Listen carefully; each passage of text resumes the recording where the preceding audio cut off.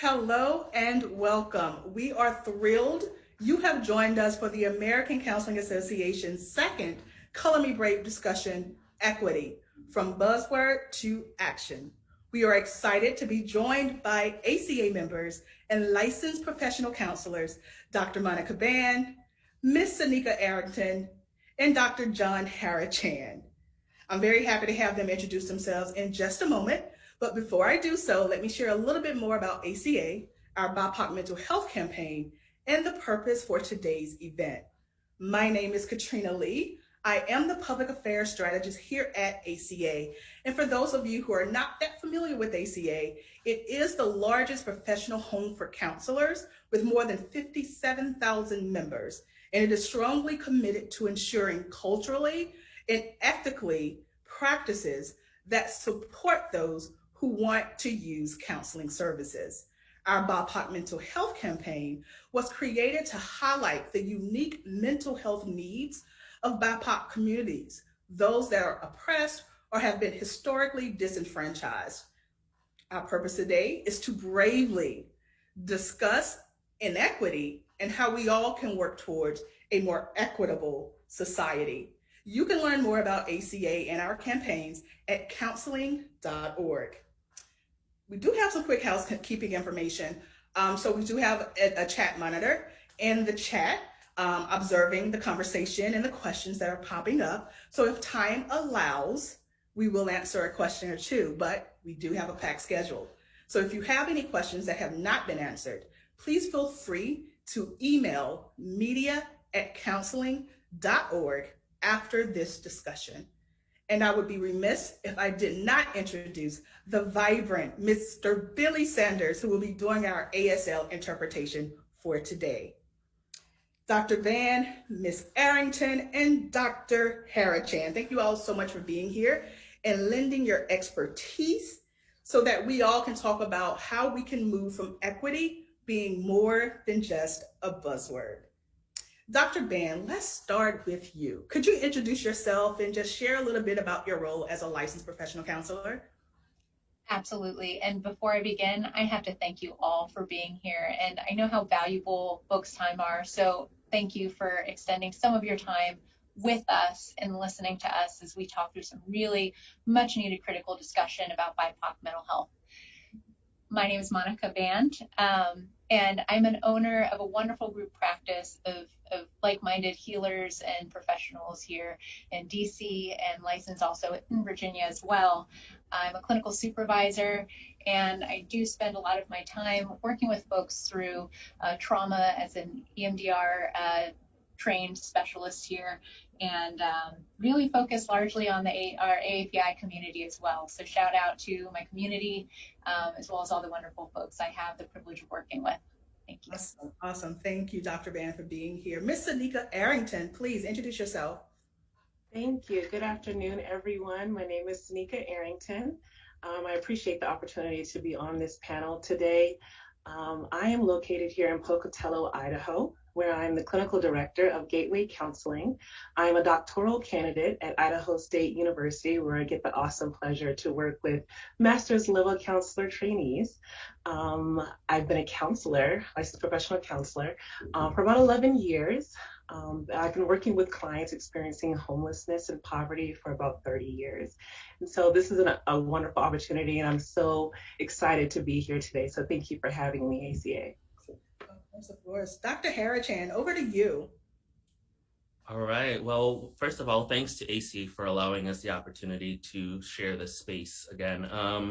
I am currently out in San Antonio, Texas. I'm an assistant professor at the University of Texas at San Antonio, and mainly my research and work has been surrounding or centered on just marginalized populations, specifically members of the LGBTQ community, immigrants, refugees, and international students, because that's a lot of where my intersections come from.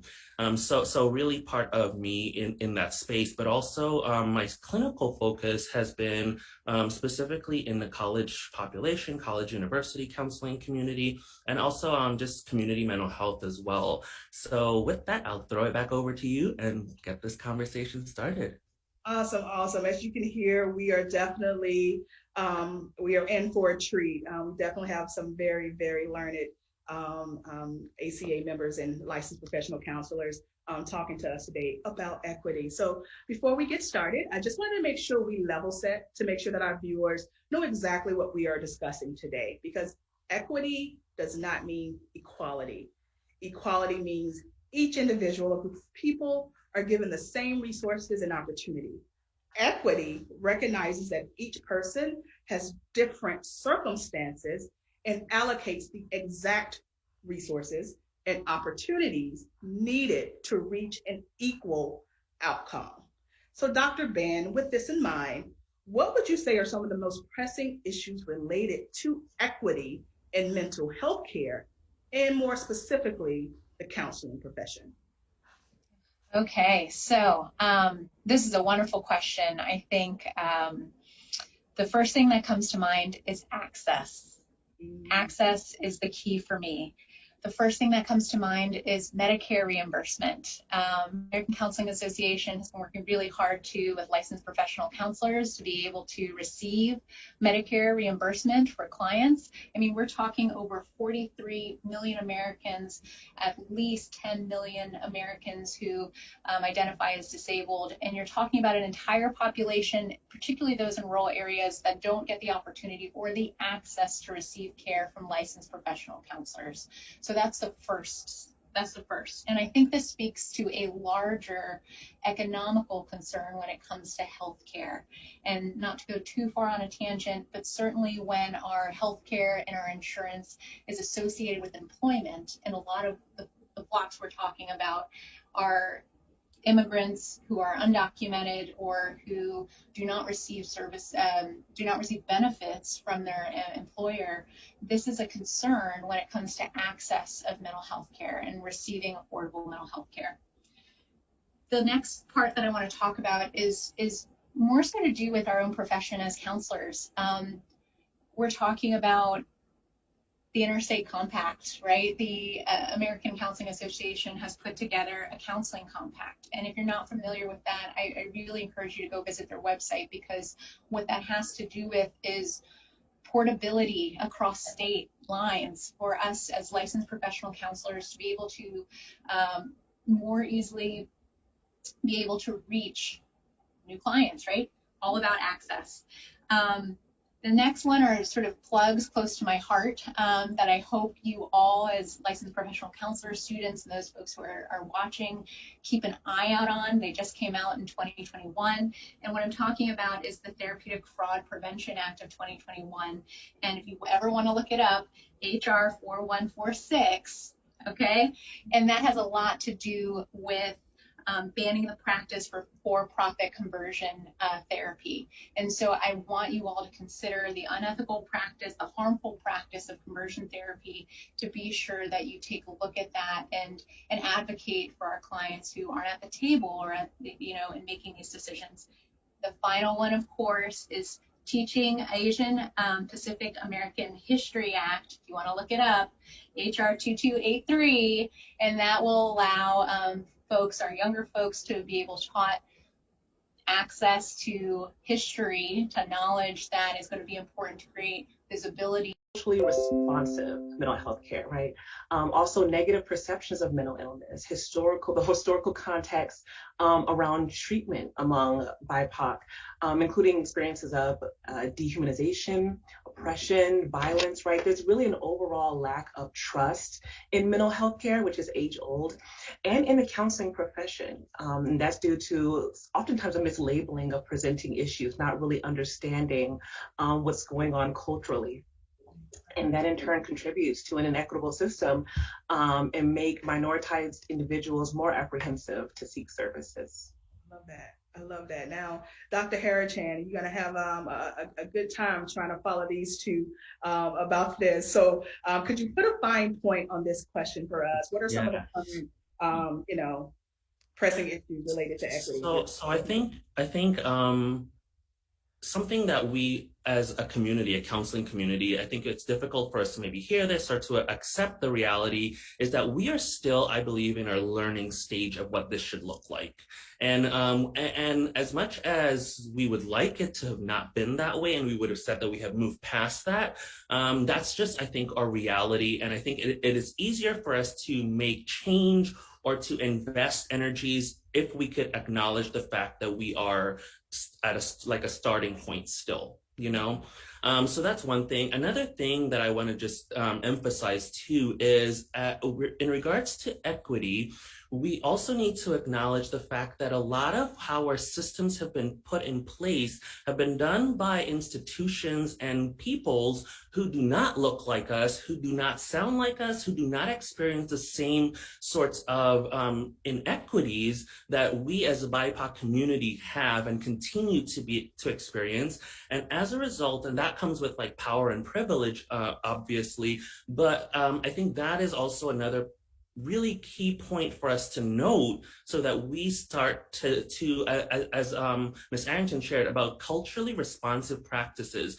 What does that even mean for us? And I think that is where we start coming in and saying, how do we move past the colonial Western sort of mentality and frame set that we've used to kind of define our profession in some way and start to do things that will be beneficial and speak the language of us, the people, the BIPOC community.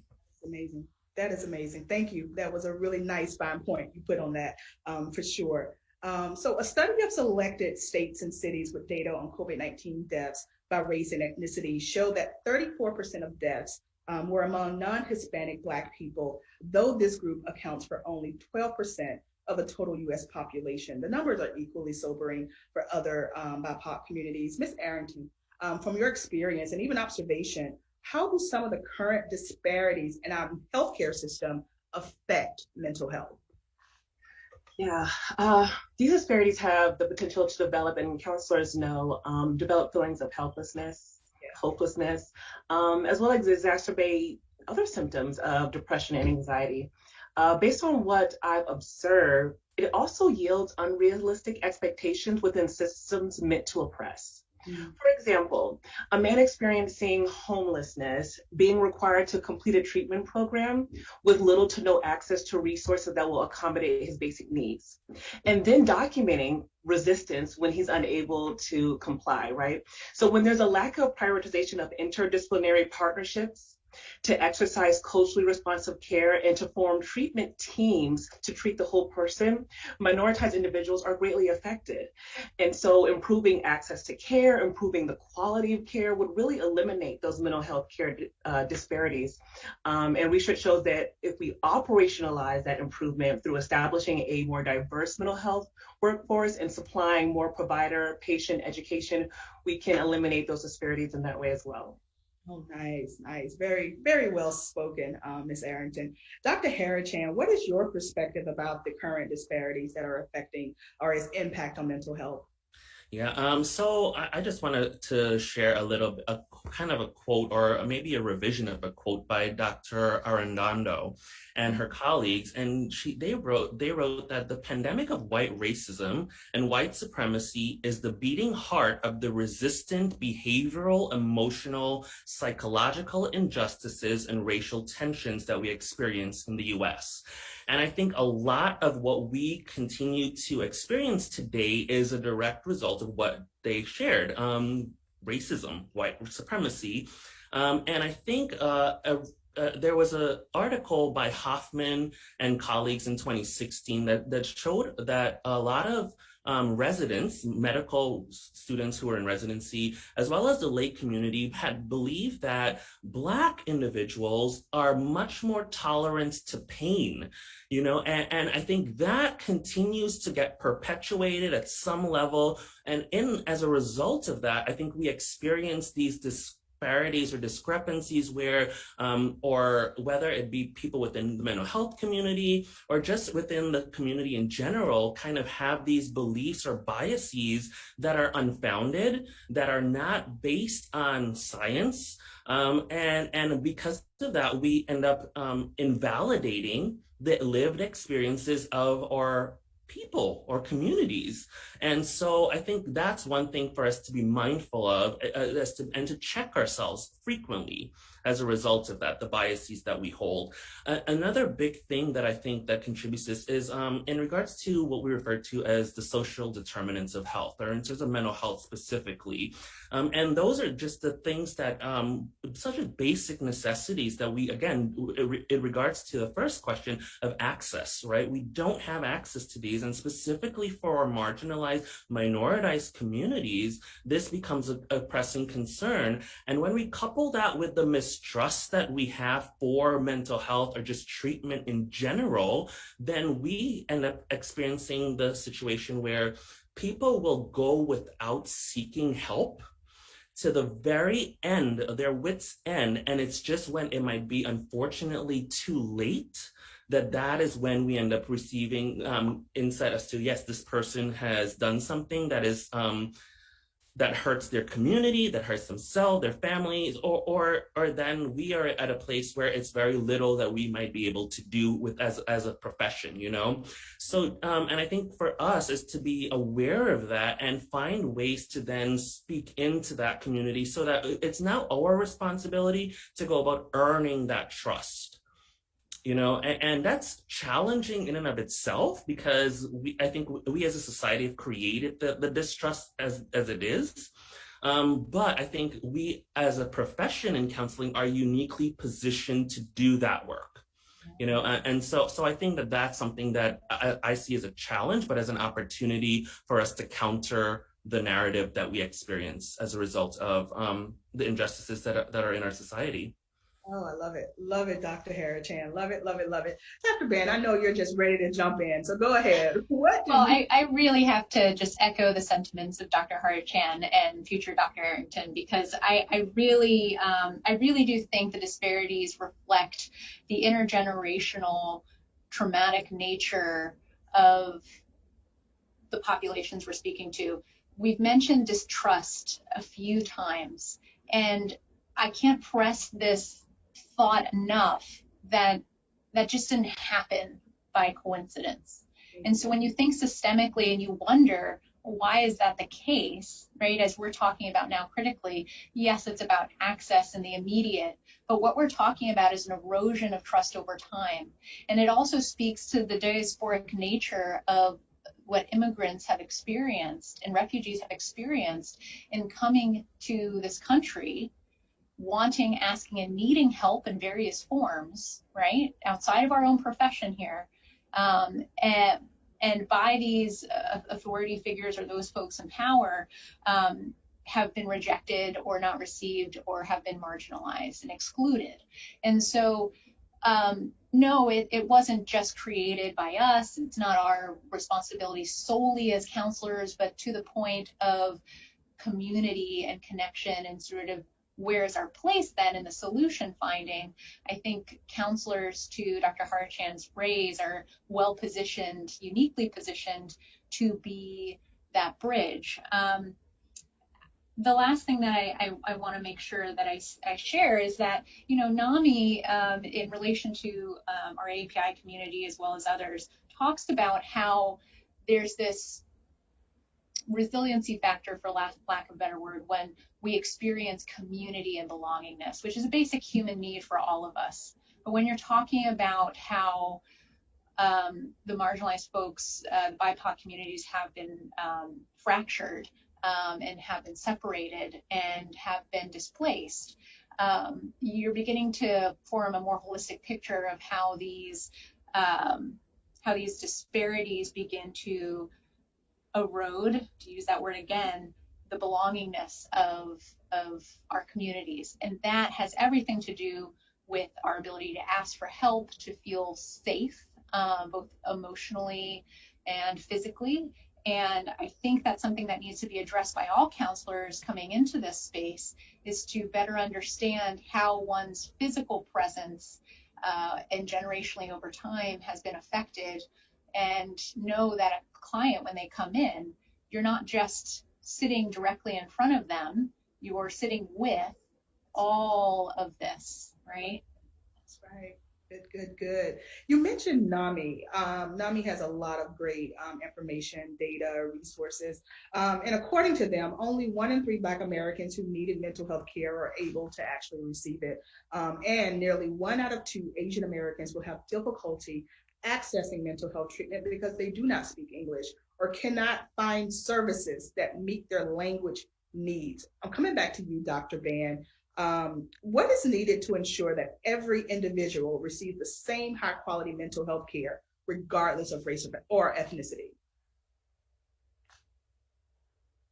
So I want to revise the question a little bit, if I can, just out of clarity's sake, because I think regardless of race and ethnicity, it should be because of race and ethnicity. I think instead looking at integrating that information and that knowledge as a way to inform the practice that you're doing. And so I might have misinterpreted that question anyway, but I just want to make that little revision for myself as I move forward through that.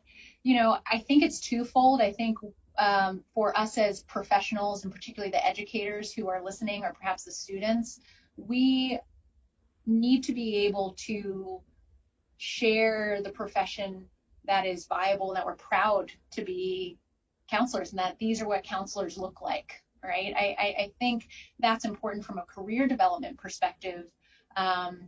And most people, I know, certainly speaking from my own personal experiences, when you get into community mental health, there's high burnout. There's sometimes with that burnout, there's a cynicism and there's a dehumanization of the work you do and the people that you work with, the communities that you're in. And I think that's a really slippery slope for folks to not be incentivized by continuing in this profession. And, you know, you may have heard it before, but, you know, there are sort of humorous side jokes about, well, you know, you're not in this for money by any means, and you're not going to be appreciated, and you'll do fine so long as you recognize that you are working in a country that doesn't value healthcare or value mental health in of a whole. And when you put it that way, it can really feel overwhelming and existential for new counselors and new students. So yes, that's something that we need to begin to address as educators and supervisors, that there's a lot of wonderful things coming out of our profession and a vibrant community. There's a lot of growth, and there's a lot you can get from being a counselor. So inspiring BIPOC students to know that being counselors is a viable and worthwhile and satisfying profession is sort of where my head goes at initially. And then the final thing I'll say before I hand it over to my amazing colleagues and panelists is that going back to access, right? So once you're there and once you're counselors, how are you making it maybe affordable, or how are you integrating trauma-informed care in your practice? How are you training an ongoing sort of journey in becoming a culturally competent counselor, right? What are the resources you're using? So I think there's a lot of layers to that question. Mm-hmm. Okay, well, I will revise the question because you do bring up an excellent point. Dr. Harrington, what is needed to ensure that every individual receives the same high quality mental health care because of race or ethnicity? Yeah, so I would echo everything that Dr. Ban shared. Something else that I wanted to kind of, and I as in preparing for this, something that I really gravitate to would be specific like quotes that really speak to, I think, the issue. And here's another quote that I got from the brilliant Ibram Kendi. He said, "To be American is to be white. To be white is to not be," and I inserted this, "a person of color." And in that statement, I think, is where access or lack of access comes in, to play. I think part of this creating space for high quality care is going to come back to policies and practices. Or policies, some of them need to be done away with. and new ones need to be created where, for example, I'll share, like in the US, it boggles my mind. I'm Canadian, and we have universal health care in Canada, and not to just to throw shade on you American folks here, but this is just some reality here that I'm just trying to share. When it comes to childcare, a new mother or parent, right? We in Canada would give a year's worth of maternity, and both parents or partners are able to have that or qualify for that, as opposed to, I believe it's like 3 weeks or a month or something in some places in the US. I don't know, or even less. That just is crazy to me.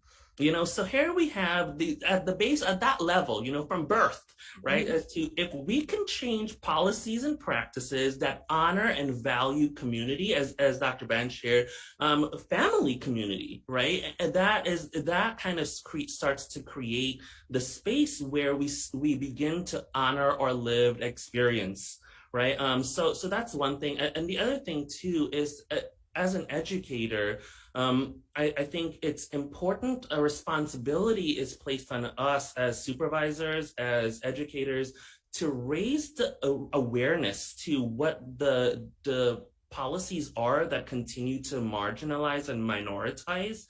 And in so doing, for our students and our supervisees, we hopefully allow for critical consciousness to emerge. Where we then start to find our voice within that space to say we need to be much more critical in advocating, not just on behalf of our clients, but also advocating on behalf of a profession that is seeking to advocate for our clients. So hopefully by doing these things, we might try to change or the conversation, and it doesn't become like, how do we have same high quality access to care, but we're like, what do we need to do to improve on our access to care? And that's what I'll end my discussion for that question. Good. I love this conversation. I love the way that it's going. Miss Arrington, please, I definitely want to get your thoughts on this here too.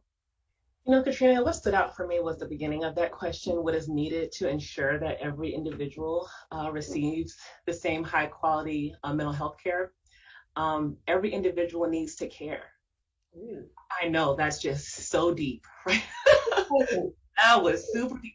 And it seems like a simple concept. However, so many suffer because care is often not operationalized. And so I think about the questions, going back to what Dr. Harichan just mentioned, I think about the questions that probably professionals need to ask themselves. What does it mean to care when you're a helping professional?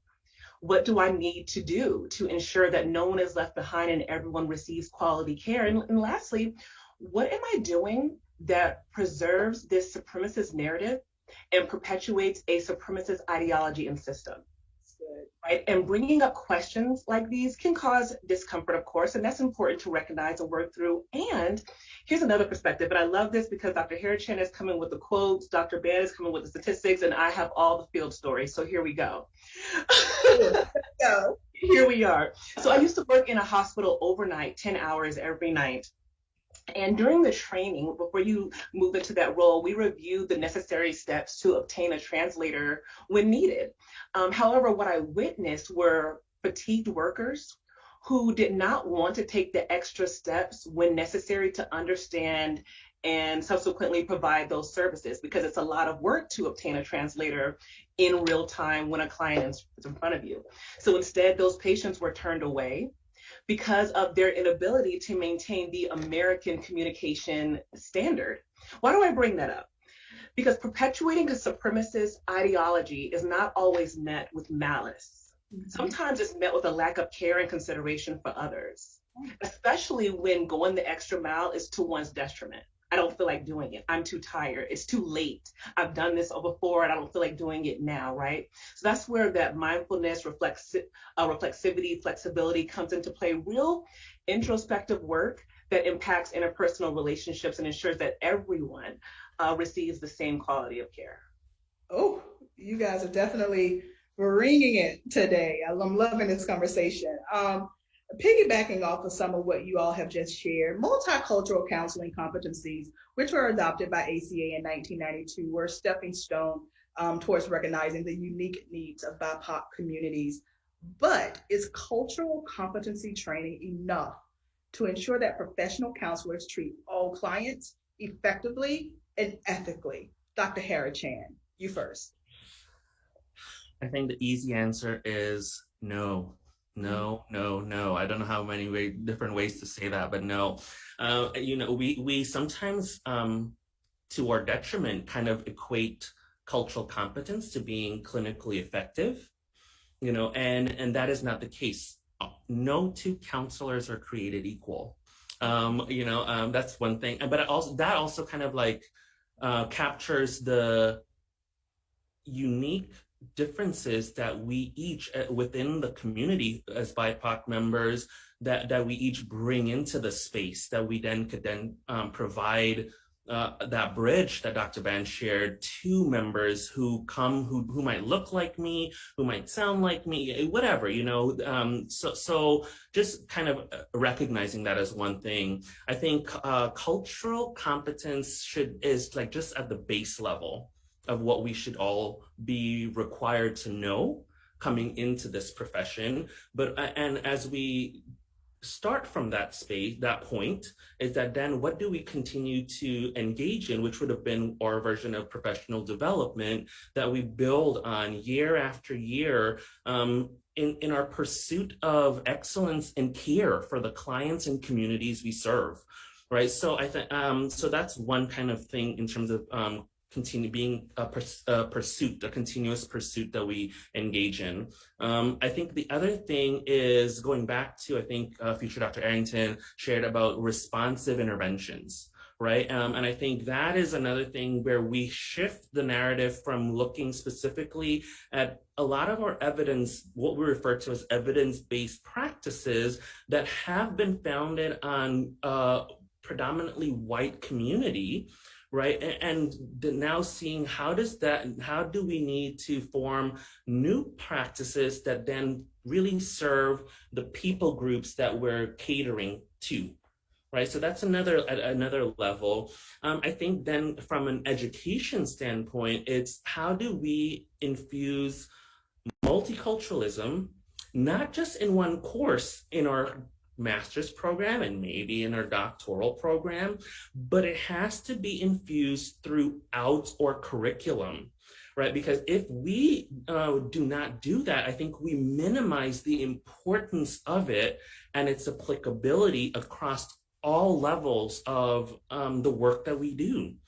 And I think a final point I would say is I was like, just as in preparing for this, I kind of was looking at our code of ethics. Mm-hmm. And our current code of ethics, I think it's section C, professional standards or something, I believe. I should know this out of my head, but I don't. But just to acknowledge that there is the kind of a lack of language as to that really enforces the importance of counselors specifically being knowledgeable and being in continuous pursuit of knowing how to operationalize multicultural counseling specifically. And I think by potentially, or I think that's an area for growth for us, as having that as a revision or an addition or an addendum to our code of ethics, because we have it for education, specifically in terms of education and in terms of supervision, but not really specific to the counselor, right? So they kind of place the onus on the educator or the supervisor. And I think we as a profession need to also equally put that as a responsibility for our counselors in training, whether they be students, whether they be those who are working towards licensure, because it's a community effort, and we're all in this for the betterment of the communities that we serve. Well said, well said. Dr. Ban, over to you. What are your thoughts? I'm sorry, Dr. Ban, we can't hear you right now. All right, how about now? All right, we got you back. All right, sounds good. So thank you for letting me know. So for the question, culturally competent training enough to ensure professional counselors treat all clients effectively and ethically? No, period. And I'm with Dr. Harachan on this. What I will say, though, is that I think in 92, the initial cultural competence came out as an acknowledgement that BIPOC flocks were excluded, but the undertone or the underlying assumption of that is that, well, then white is the default, right? We need these competencies because of this. So on one hand, you can look at it as an acknowledgement of what is lacking and what has been excluded. On the other hand, all it does is further reinforce that what we've been talking about, which is our profession, like many other systems, is not excluded from being originated from white supremacy or patriarchal systems. And so just by the sheer nature of how our profession has emerged, I think it's important to step back and just look at the historical context of a lot of the systems that are informing this very document or more recent documents.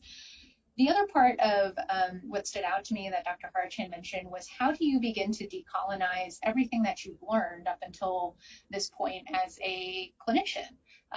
Because it is, again, uniquely positioned under with the information from those oppressive systems. So how do you begin to say incorporate in a respectful and authentic and accurate way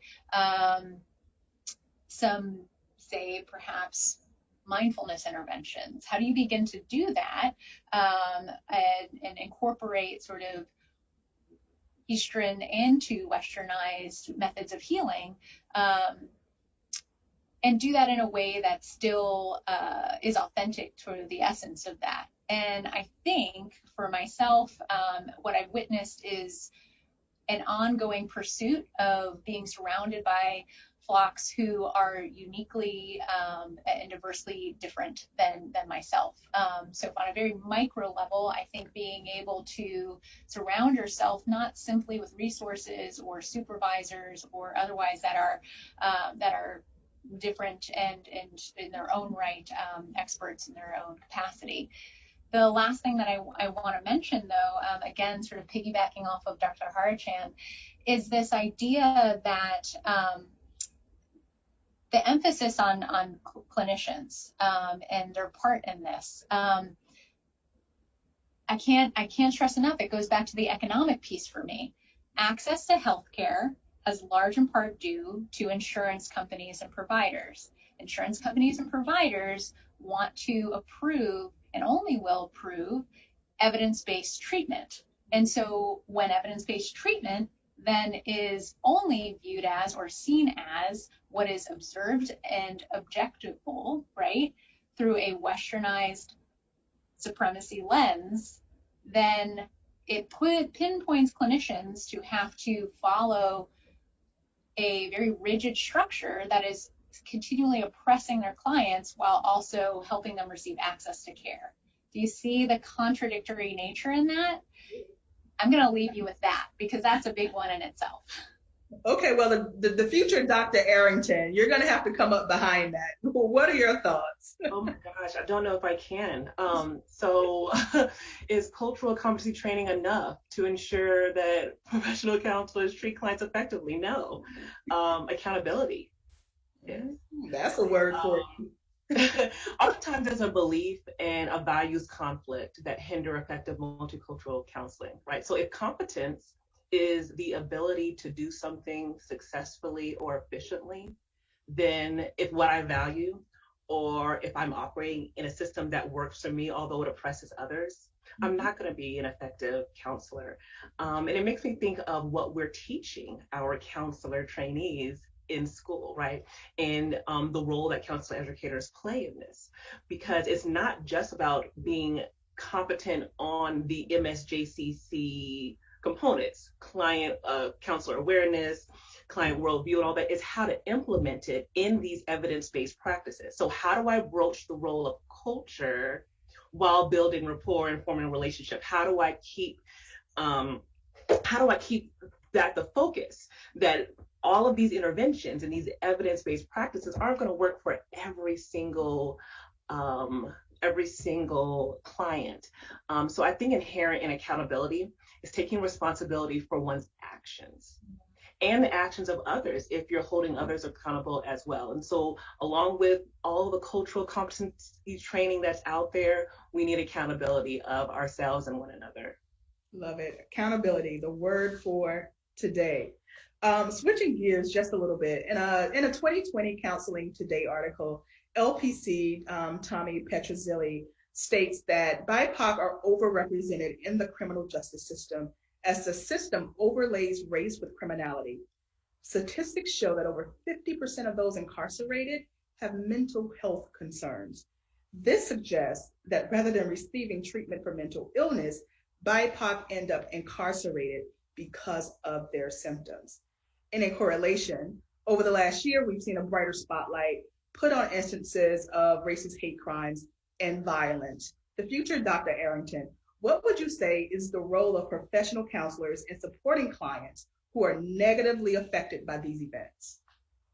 Yeah, this was a heavy question. Yes, It is a heavy question. A few things come up. First, do our research. I really liked Tammy's article. It was an exceptional article, as was Lindsay Phillips, who cited Tammy in her 2020 article with Counseling Today.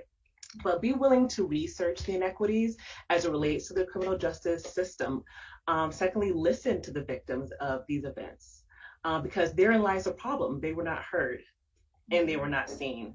And lastly, as Dr. Harrington brought up, as it states in the ACA Code of Ethics, when appropriate, counselors advocate at individual, group, institutional, and societal levels.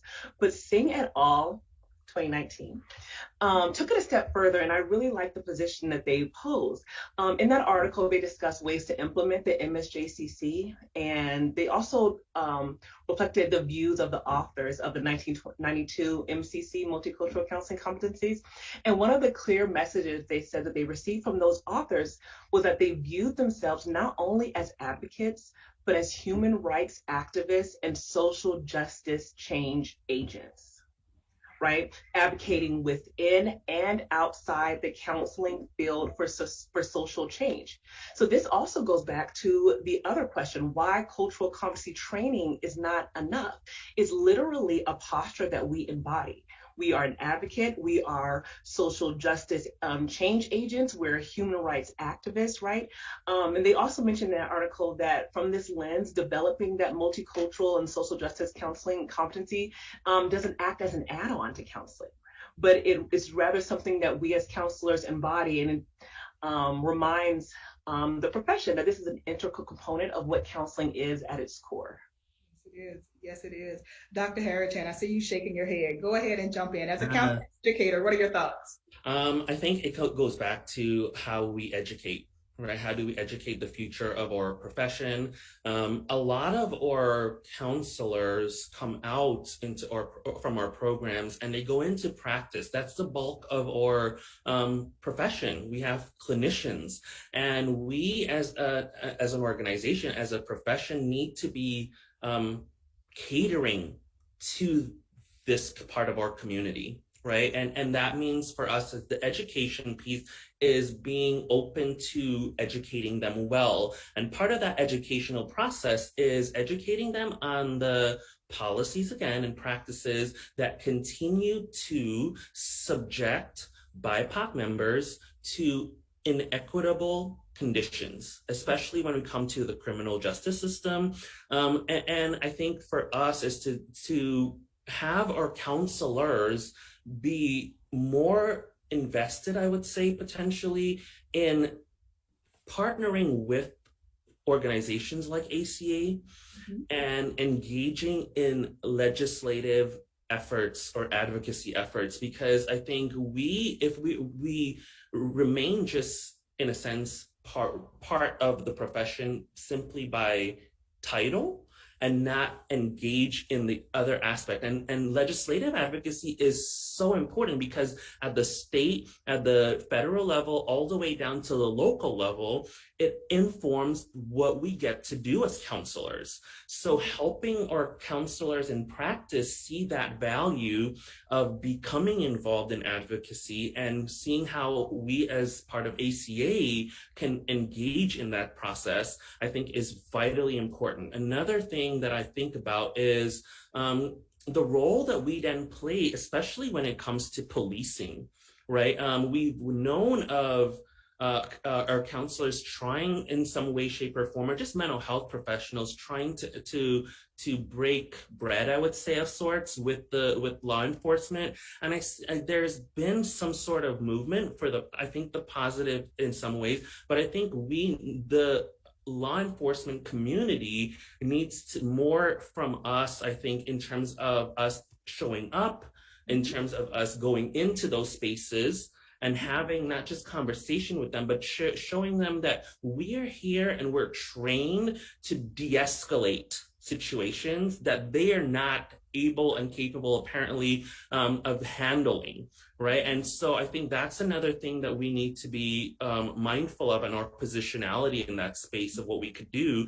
And then this is just, I think, a shout out to our school counselors specifically. From the school to prison pipeline, that is a huge issue that we continue to see. And I think this comes back to the fact that we do not have enough school counselors in our schools working with our students.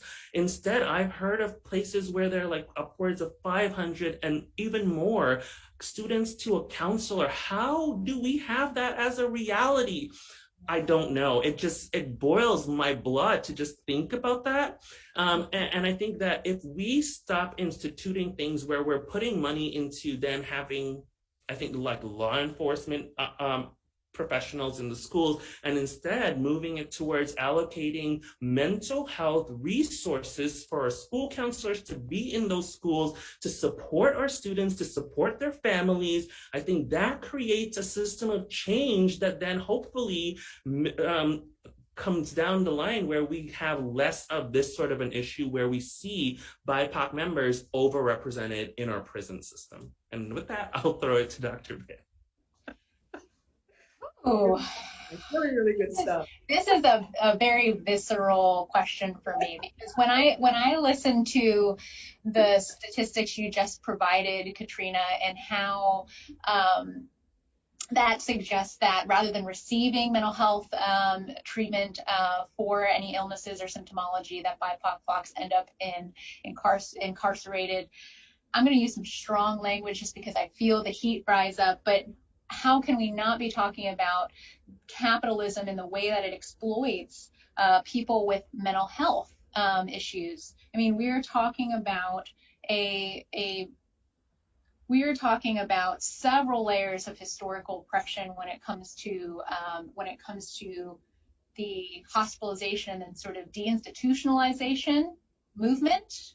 For my students who remember, their history lesson for our profession, right? And that movement was supposed to, in some ways, be really hopeful because it allowed folks to be, instead of mistreated and institutionalized, right? That's a whole different discussion for another day.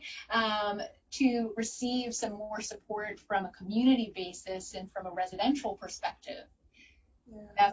That's sort of the idea, right? But what ends up happening is that folks who have guns and uniforms end up being the primary go-to folks who are out on these calls for people in mental health crises. And what I think, I guess my last thing I'll say, because I'm just like getting flooded with emotion, is that mental health training should be mandated. It should be required for across all law enforcement departments. It's not currently, by the way. And that's not to say law enforcement officers should have the responsibility of working with folks with severe or in crises mental health issues, but because they're the ones often called, there should be some standardization, at least some training, and that's where I think counselors could come into play as well, is that we certainly can do our own process of reaching out, but I also think there needs to be a dialogue, right, between these two systems. And there often isn't. It's often not required. It's not mandated. And so you have the only folks who are interested as law enforcement officers sign up for it, and then those who don't have to. They opt out of it. And then so it's different across different states and different departments depending on the resources. But if you look into it, really ask your county, ask the people in charge on the local level. Does my law enforcement, do my law enforcement officers in my community, in my neighborhood, have this specific type of training, and how much of it? Is it a 2-hour training, and is it required? And who's teaching it? So that can help us be a part of the solution. So I'll end there. Amazing. Both Dr. Ban, both you and Dr. Harachan definitely hit on what our first Color Me Brave discussion was about, where we explored the intersection of mental health and law enforcement and really dug into the benefits of crisis intervention teams. For those of you who are watching, I definitely encourage you to go back and watch that first Color Me Brave. I think you will find that it's very, very revealing and riveting, because Assistant Chief Commander Kane, who is part of the DC MPD, she really, really gave us a good idea of what more progressive cities like DC are doing in that area. So another little shameless plug for the first Color Me Brave series. And also another one, Dr. Harachan, you talked about advocacy. Advocacy is a very big thing here at ACA. We have a whole department that is dedicated and committed to it. And just last week, they had a webinar called AAPI, Advocacy and Action. And they actually had legislators come in and talk about the different policies that are kind of like that's happening to kind of bring about those changes. So I'm very happy that we're all on the same page here, and we're all looking to make the same forward progression on some of these issues. And last but not least, my last question. Over the past year, we've heard organizations across the globe reaffirm the importance of diversity, equity, and inclusion in and out of the workplace. And I giggle a little bit here because I've had so many conversations with my sister circle, with my colleagues at work, about how performative some of those statements in black squares we saw last summer were, and how we're still waiting for a lot of companies to kind of show and prove. What are you doing? What is your DEI commitment? What are you doing? What action steps have you taken since last year? So what do we need to do in the counseling field, in mental health care, and in society in general to ensure that diversity, equity, and inclusion are more than just buzzwords? Dr. Ban, I'm coming right back to you. What do you say? So I think when it comes to performative, I think owning that is important. I think there has to be psychological safety for people within that organization or system to challenge that and to say, yes, visibility is great. It is powerful. I speak about it myself a lot. And so it's important to do that right? So how do we move from performative to actionable? And I think that's where we are right now, too, in a lot of ways, circling all the way back to the beginning of this discussion, where Dr. Harachan, had that really honest moment in saying, hey, we don't like to admit it all the time, even as counselors, even at ACA, but we're getting there. We're dedicated, but it's a slow process. And I often tell my clients, how do you build trust? Right? How do you build trust? And it comes with consistency. It comes with consistency and time. Yeah. And so if I had to oversimplify it just for the sake of time, I would say, how do you then move from performative and invest in trust? And I would think about consistency over time and how you begin as an organization or as an individual, feed into that commitment. I love it. I love that. Yes, real good. The future Dr. Arrington, what say ye? So buzzwords are words that cause a buzz. Maybe receive this concept. Be brave enough to be on the front line. to challenge your peers, and be a change agent in words and in deed, right? Be brave enough to not only recognize the diversity and intersecting identities of the BIPOC communities, but to dismantle systems in places and spaces where this posture or stance is not well acknowledged, valued, appreciated, or received.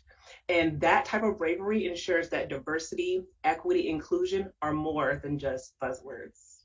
Beautifully said. Thank you for that. Thank you so much. Dr. Harachan, what about you? So I'll give a plug to a piece that was recently published I did with two colleagues, mentors, I would say, Dr. Ananda Vali and Dr. West Olatunji, one of our past ACA presidents. And in that book chapter, it was about intersectionality, othering, and Americanism. And we ended that chapter with just 8, I think, or 7 different recommendations, and I'll just list them out for you in terms of equity, diversity, specifically for counseling leadership, but I think it really plays into this question specifically. First is deconstructing Eurocentric ideologies. I think this is something that we all kind of shared about already. Honoring BIPOC knowledge systems. We know we have educated, informed people right here on this call, and it's important for us to be tapping into those resources and using them to reach the communities that we are in need of reaching. Speaking out. Reflection here really speaks to there are people who have been at the forefront, the front lines doing this work, and we need to honor the work that they have been doing, and to inform them that it's okay for them to take pause, to rest, to re-energize, and then re-engage systems. Because if we're not caring for them, it's likely that then our systems will likely collapse in some form. So it's important to honor those voices that are speaking out. And along with that is the importance of mentorship. There are people who are doing, Dr. Ban, future Dr. Arrington, who are doing this work, and it's important that we are invested in that space of educating, of inspiring the future generations to come.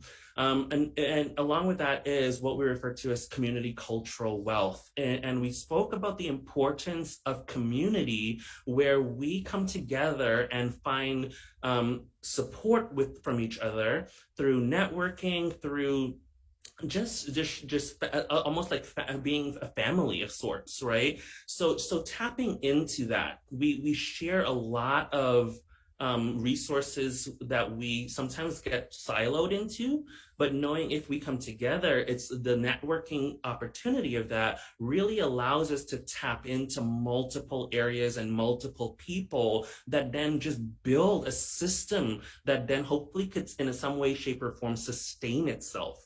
And then I think the last thing that I have here is paying it forward, which is along the lines of mentorship, but as we benefit in some way, shape, or form from engaging in diversity, equity, and inclusion practices, I think it's important that then we move that out from within to beyond the self, so that it really does become a community effort. And with that, I will pass it back to you and say thanks for that. Absolutely. Community cultural wealth. I'm going to keep that in my memory bank for quite a long time. I like that term, and I definitely want to dig into it. Okay, so we have come to the end of the line. This conversation has been so vibrant, so needed, and I cannot thank each and every one of you enough, one, for joining us, and then to the panelists. Oh my, you really, really brought your entire selves to this conversation, and I'm so appreciative of it. Those who are watching, we encourage you to like and share this video. You can also like the American Counseling Facebook page, where we're always putting out different mental health resources and everything pertaining to mental health. For additional training, resources, and information, please visit counseling.org. Thanks for joining us. Stay tuned for updates on future Color Me Brave discussions. And we really do hope that this conversation really helped you be brave, more informed, and most importantly, part of the solution. Thank you, and have a great rest of your day. Bye.